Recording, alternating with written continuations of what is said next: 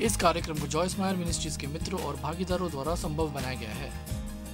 हो सकता है आपके जीवन में कुछ सही ना हो रहा, आपको लगता है कि कुछ भी ठीक नहीं हो रहा, आपकी प्रार्थनाएं सुनी नहीं जा रही हैं। शायद यदि आप परमेश्वर की सुने तो आपको एक फुसफुसाहट सुनाई देगी और खैर तुम्हारे अंदर क्षमाहीनता है। वीडियो और ऐसे मत देखो जैसे लगता है आपको पता नहीं मैं क्या कह रही हूँ।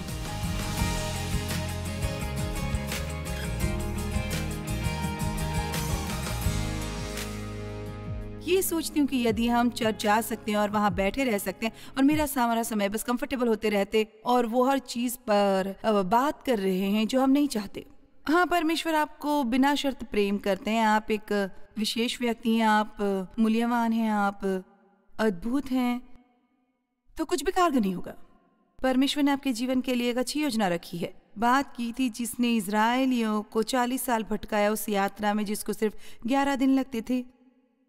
इजरायलियों ने वहां पहुंचने में 40 दिन बिता दिए, जो बाइबल में व्यवस्था विवरण के अनुसार जो 11 दिन की ही यात्रा थी। मैं सोचती हूँ कि हम भी कितनी गड़बड़ी मचाते हैं, उसी समस्या के इर्द गिर्द बार बार चक्कर काटते हुए और अलग अलग तरीके खोजते हैं सचमुच परमेश्वर की आज्ञा ना मानने की। क्या मैं आपको बता दूं कि आप चाहे कितनी बार उसे नजरअंदाज करें जो परमेश्वर ने आपसे करने को कहा है, वो अपना इरादा नहीं बदलेंगे। आप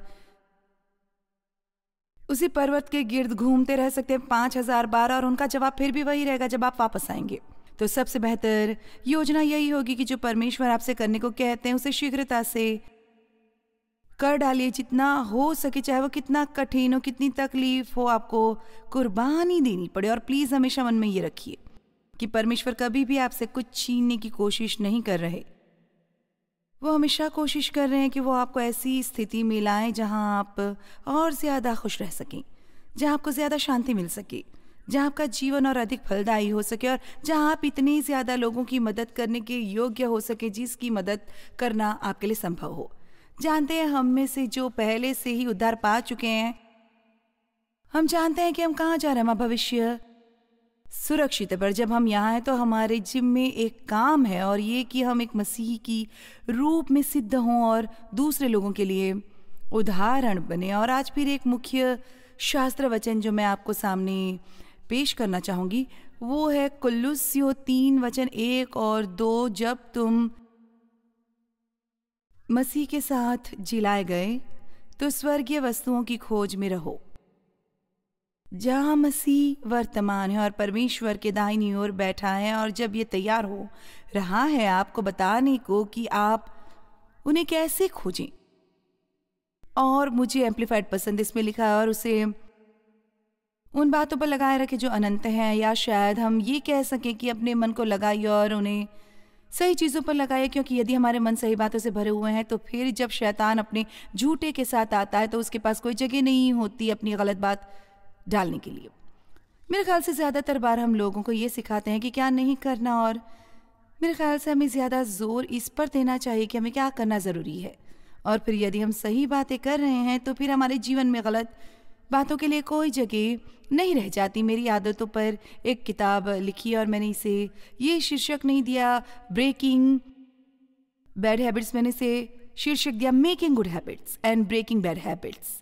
क्योंकि ईमानदारी से मेरा ख्याल है कि यदि आप अच्छी आदतें बनाने के ऊपर फोकस करते हैं तो फिर बुरी आदतें जीवन में कार्य नहीं करती। पर हम इतना ज़्यादा फोकस करते हैं बुरे से छुटकारा पाने की कोशिश में और हम अंत में शैतान के साथ मल्ल युद्ध कर रहे होते हैं और हम कभी वो नहीं कर पाते। तो अपने मन को वहाँ लगाएं जहाँ आप जाना चाहते हैं, ना कि वहाँ जहाँ आप जा रहे हैं या वहाँ जहाँ आप इस वक्त हैं। अपने जीवन के लिए एक सोच रखिए, अपने बच्चों के लिए एक सोच रखिए, अपने घर के लिए एक सोच रखिए, अपनी मिनिस्ट्री के लिए एक सोच रखिए और इससे बोझिल होकर इससे हार न मान लें। गलत विचार हमारे लिए ज़्यादा समस्याएं उत्पन्न करते हैं जिसकी हम शायद संभव है कल्पना भी न कर सकें। और पहली बात जो वर्षों पहले असल में मैंने की, मैं आपके बारे में नहीं जानती, मैं एक ऐसे मुकाम पर आई जहाँ मैं चर्च में बैठे बैठे तंग आ गई थी और परमेश्वर की सभी प्रतिज्ञाओं के बारे में सुनते सुनते और उन्हें कभी अपने जीवन में मैंने दरअसल अनुभव नहीं किया। मैंने आनंद के बारे में सुना था पर मैं नाखुश थी, मैंने शांति के बारे में सुना था पर मुझे शांति नहीं थी मैंने समृद्धि के बारे में सुना था पर कंगाल थी। मैंने कई तरह की बातों के बारे में सुना था और मैं उन पर विश्वास करती थी। मेरा हृदय उन पर विश्वास करता था। मैं वचन में उन्हें देख सकती थी, मैं उन पर विश्वास करती थी। पर कुछ तो जिसकी घटी थी। और देखिए, एक बात जो हमें समझने की ज़रूरत है वो है, हाँ, प्रतिज्ञाएं हैं और साथ ही उनकी शर्तें भी हैं। इसलिए उदाहरण के लिए हम बस उस समस्याओं को जो आती हैं प्रार्थना द्वारा ही दर नहीं कर सकते। ज़्यादातर समय जब हम प्रार्थना करते हैं परमेश्वर कुछ दिखाते हैं, पर बहुत बार शायद आपके जीवन में कुछ सही नहीं चल रहा, लगता है कि कुछ भी सही नहीं है, आपकी प्रार्थनाएं सुनी नहीं जा रही, शायद परमेश्वर आपकी सुन नहीं रहे, पर आपको एक फुसफुसाहट सुनाई देगी, आप क्षमाहीन बनते हो। चलो भी मेरी और ऐसे मत देखो जैसे आपको नहीं पता मैं क्या कह रही हूँ। मेरे ख्याल से आज यहाँ बहुत से लोग बैठे जो उतने ही प्यारे ढंग से बैठे जितने प्यारे भी दिखते हैं। आपका हृदय सही है, वरना आप एक शनिवार यहाँ नहीं आते मुझे सुनने के लिए और दिन भर ये सब करने के लिए। आप एक बढ़िया इंसान है, पर आप किसी पर बहुत ज्यादा क्रोधित हैं।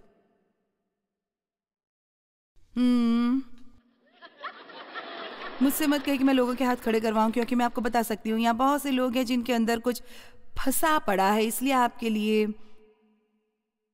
बातें कारगर नहीं हो रही। क्योंकि बाइबल में स्पष्ट कहा गया है, जब आप प्रार्थना करते हैं तो यदि आपके मन में किसी के विरुद्ध कुछ है, किसी के विरुद्ध भी कुछ, ये किसी को नहीं छोड़ते, किसी स्थिति को नहीं छोड़ते, आप किसी बहाने से बच नहीं सकते। खैर, आप नहीं जानते कि उन्होंने मेरे साथ क्या किया, आप बस नहीं जानते कि उन्होंने मेरे साथ काम किया। ईमानदारी से कहूं तो इससे कोई फर्क नहीं पड़ता कि उन्होंने तुम्हारे साथ क्या किया। परमेश्वर को इसका फर्क पड़ता है और वो इसे सही करना चाहते हैं, पर वो ये नहीं कर पाते।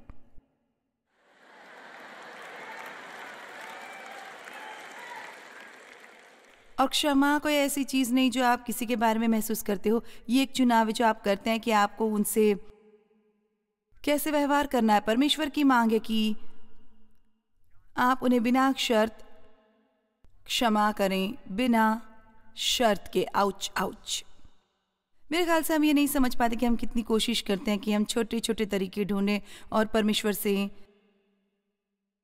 इंतजार करवाएं कि वो हमें कुछ आसान सा करने के लिए दें। हम इसे टालते रहते हैं जब तक कि, मेरा मतलब है, हमारी मंशाएं अच्छी हैं, हम ये करेंगे, हम ये करेंगे। खैर, आप ये कब करेंगे? आप में से कितनी ये विश्वास करते हैं? तुरंत आज्ञा मानना उन सर्वोत्तम बातों में से एक है जो आप आपके जीवन में कर सकते हैं। आमीन, आमीन।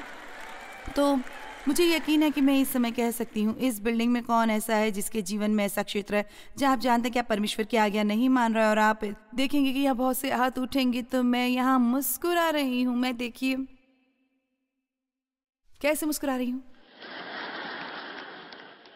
मैं आपकी मदद करना चाहती हूँ। मैं बस आज एक अच्छा शो ही यहाँ नहीं करना चाहती, मैं आपकी मदद करना चाहती हूँ। मैं चाहती हूँ कि आप कुछ ऐसा लेकर जाएं जो आपका जीवन बदल दे।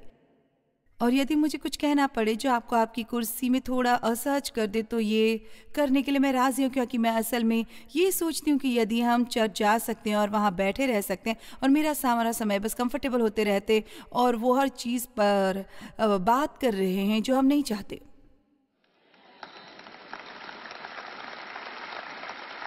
आमीन।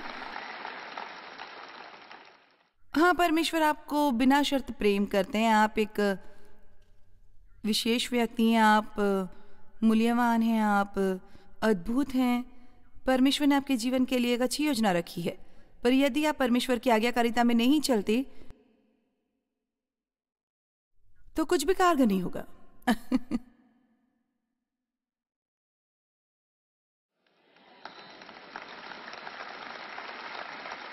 हमें इस तरह के उपदेशों की ओर थोड़ा वापस जाना होगा। जानते हैं, हमें ये जान लेने की जरूरत है कि ये गंभीर मामला, और परमेश्वर हर बात जो वो कहते हैं उसके बारे में वो गंभीर है, और हम बस परमेश्वर की आज्ञा नहीं मानते, जानबूझकर उनकी आज्ञा नहीं मानते और ये सोचते हैं क्योंकि वो हमसे प्रेम करते हैं, इससे कोई फर्क नहीं पड़ता। आपकी अवज्ञा परमेश्वर को आपसे प्रेम करने से नहीं रोकेगी, क्योंकि वो आपसे तब भी प्रेम करते हैं जब आपने उनकी बात नहीं सुनी, पर ये आपको दुख पहुंचाएगा। यदि आप परमेश्वर की आज्ञा नहीं मानते तो ये कहकर मैं आगे बढ़ूंगी। तो पिछली रात मैंने उन बड़ी गलतियों में से एक के बारे में बात की थी जिसने इजरायलियों को 40 साल भटकाया उस यात्रा में जिसको सिर्फ 11 दिन लगते थे। क्या ये आश्चर्यजनक नहीं? 11 दिनों की यात्रा करने में 40 साल लग जाना। खैर, हम इससे हैरान रह जाते हैं। कितनी देर से आप उसी चीज से उलझ रहे हैं, बार बार बार बार। उस व्यक्ति से आप कितने अरसे से नाराज हैं जिसने आपको ठेस पहुंचाई? आप बच्चे थे। आप अपने माता पिता से कितने अरसे से नाराज है क्योंकि उन्होंने आपसे अच्छा व्यवहार नहीं किया? आपकी बहन से नाराज है, भाइयों से नाराज है। माता पिता उनकी तरफदारी कर रहे हैं और उन्हें आपकी अपेक्षा है। हाँ, एक ही बात पर आप कितनी बार घूमते घूमते घूमते घूमते रहेंगे? समय आ गया है। तो उनकी सबसे बड़ी समस्याओं में से एक थी गलत मानसिकता। जो उनमें थी वो ये थी कि उनमें भविष्य के बारे में कोई सोच नहीं थी। वो उससे परे नहीं देख सकते थे। जहाँ वो होते थे और वहाँ वे समय थे। और मैं आपको बता सकती हूँ, चाहे अतीत में आपके साथ कुछ भी हुआ हो या जो इस वक्त हो रहा है, हालात भविष्य में बेहतर हो सकते हैं।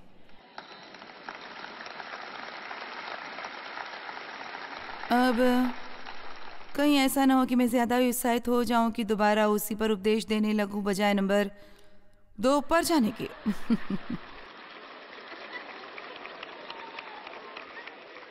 ओके, एक और गलत मानसिकता जो उनमें थी और हम में से बहुतों में है, कोई मेरे लिए ये कर दे, ये जिम्मेदारी लेना मैं नहीं चाहती। सही मानसिकता होगी, मैं राजी हूं मेहनत करने के लिए और अपने जीवन की जिम्मेदारी लेने के लिए। आमीन।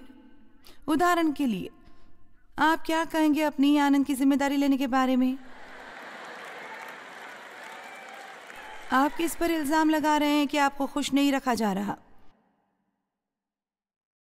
जब परमेश्वर ने मेरे हृदय से बात की और उन्होंने कहा डेव को अपने आनंद की जिम्मेदारी देना बंद करो, आप खुश हो सकते हैं यदि आप खुश होना चाहें, अगर आप चाहें।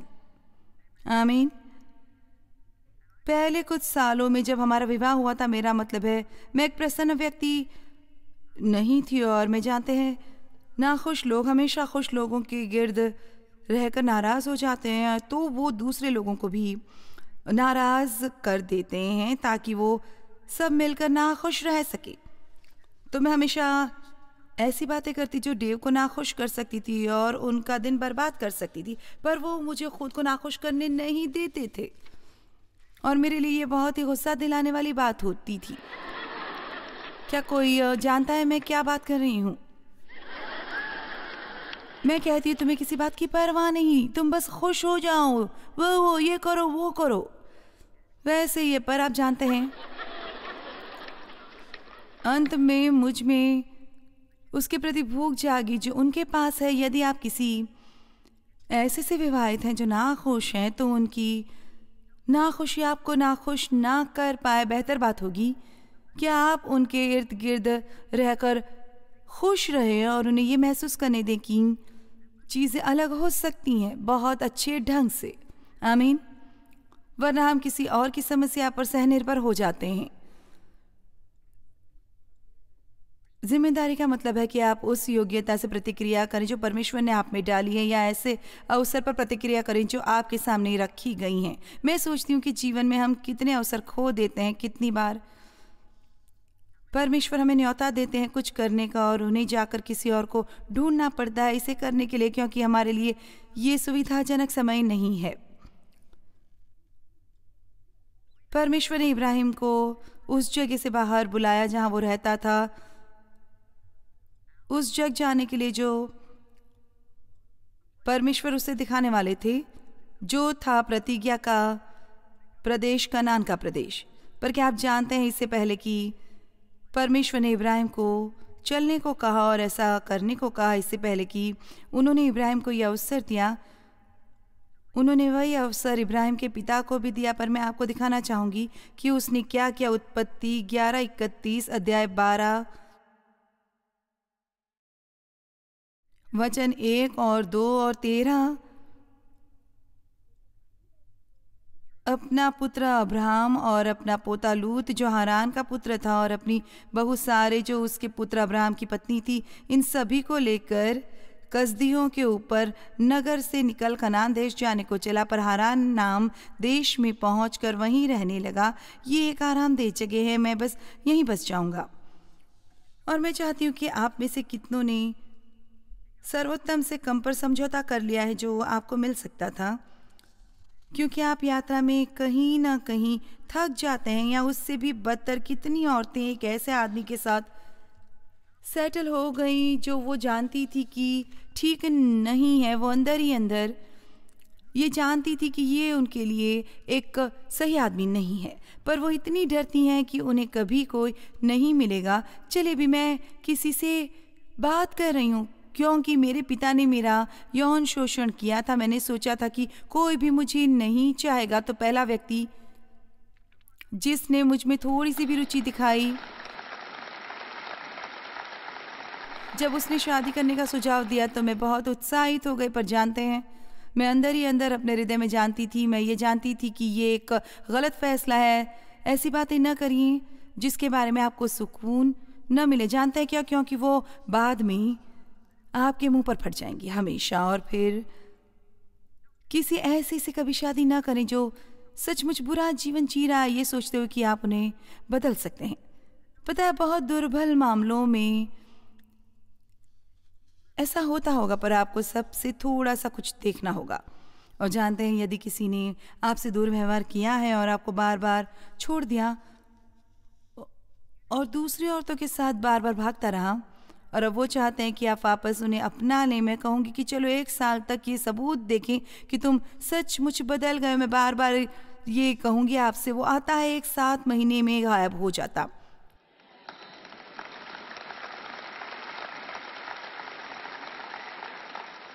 हर बार वो वापस आता, मैं उसे वापस लेती, वो दूसरी औरतों के साथ भागता फिरता।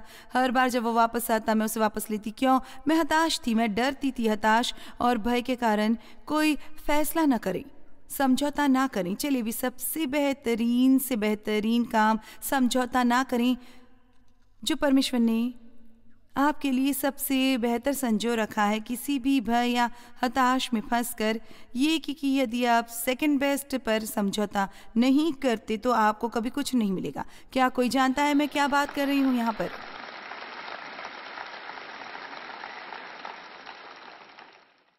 कुछ लोग अपनी पीड़ा के मुकाम पर ही रुक जाते हैं और वो नहीं बने रहते अपने शेष जीवन पर।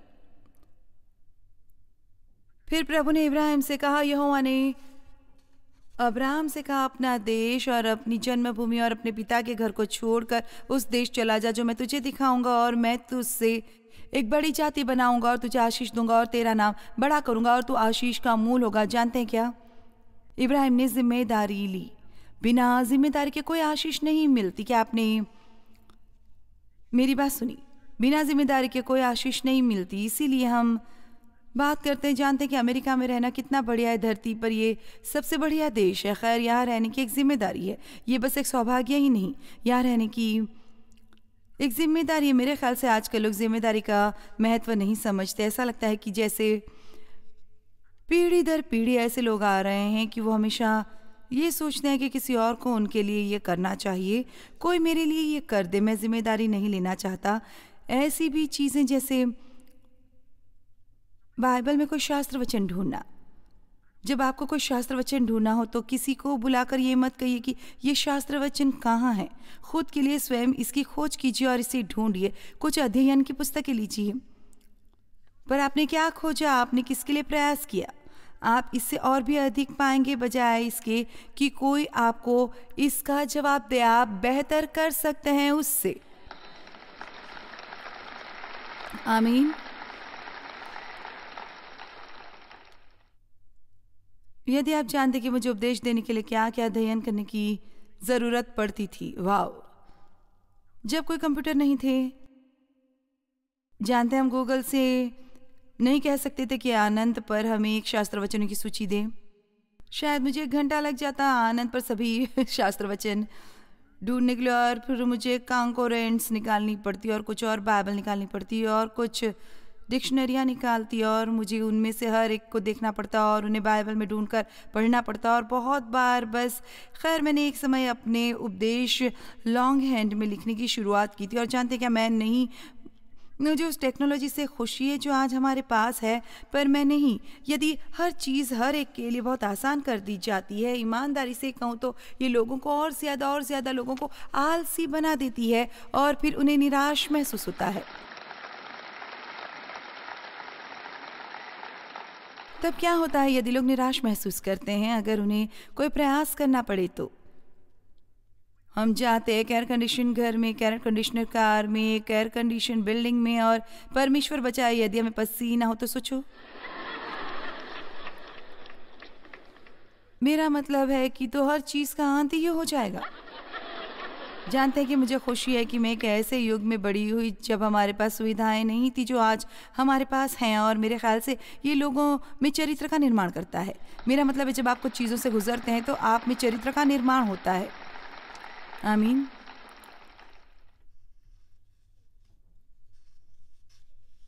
अपने जीवन के लिए जिम्मेदारी लो, अपने कामों के लिए जिम्मेदारी लो, पर उस पर थोड़ा आएंगे, हम गलत मानसिकता पर आएंगे। खैर, मेरा व्यवहार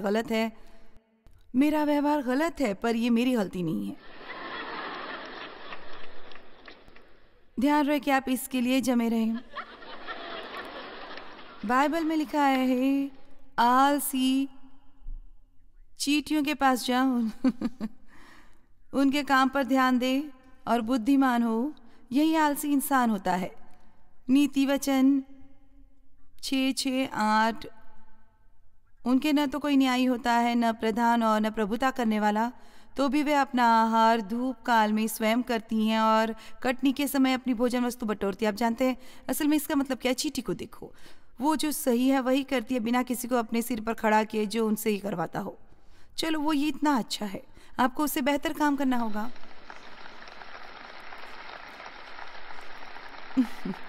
मैं आपको कुछ बताना चाहूँगी। यदि आप इंटरनेट पर खेल रहे हैं, काम के समय व्यक्तिगत चीज़ें देख रहे हैं और आपके डेस्क के पास से बॉस गुजरता है और अचानक आप दिखावा करने लगते हैं जैसे आप काम कर रहे हैं, तो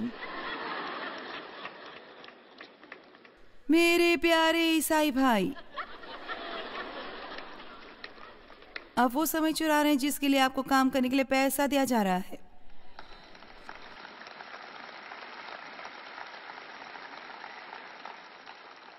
खैर, वैसे भी वो मुझे कुछ ज्यादा तो नहीं देते।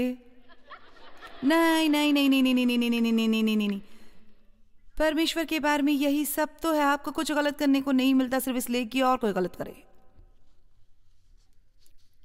आपको एक सर्वोत्तम जीवन जीना है, अपनी रोशनी को चमकने दो। चलिए भी, यदि आप वो सारे ऑफिस सप्लाई घर ले जाएं जिनकी आपको जरूरत है, वर्क होम, सभी पेन और पेंसिलें और फोल्डर्स और पेपर क्लिप्स, जानते हैं ये सब अलग अलग चीजें, खैर आप चोरी कर रहे हैं। मुझे पता नहीं, मैं उसे पसंद करती हूँ, मैं उसे कभी नहीं मिली, मैंने इससे पहले उसे कभी नहीं देखा। तुम बेचारे जिसे एक दोस्त ने ड्रग्स दे दिया, उन्होंने तुम्हें खिलाने का ऑफर दिया है ना। लोग कहीं भी जाएंगे यदि आप उन्हें खिलाने का ऑफर देंगे, और आप यहाँ आ गए और आप सोच रहे हैं खैर उसने अभी अभी मुझे चोर कहा। खैर, बाइबल में लिखा है कि परमेश्वर लगातार देख रहे हैं और जानते हैं इसका मतलब क्या है। वो देखते हैं और सुनते हैं उस हर बात को जिसे हम करते हैं, और हर किसी और से ये छिपा सकते हैं, पर हम परमेश्वर से इसे नहीं छिपा सकते, और एक दिन हम उनके सामने खड़े होंगे और अपने जीवन का लेखा देंगे। मैं ये आपको डराने के लिए नहीं कह रही, पर मैं संभवतः सोचती हूँ कि आप इस तरह की बहुत सी चीज़ें कर सकते हैं और फिर भी स्वर्ग जा सकते हैं, पर इससे परमेश्वर का सम्मान नहीं होता, और ये एक अच्छा उदाहरण नहीं है। मैं अक्सर कहती हूँ जहाँ मन जाता है मनुष्य उसके पीछे जाता है। उससे चुनना जिसके बारे में हम सोचते हैं, और परमेश्वर के वचन अनुसार सोचना सीखना हमें सशक्त बनाएगा ऐसी उपलब्धियाँ हासिल करने के लिए जिनका हमने कभी सपना भी नहीं देखा।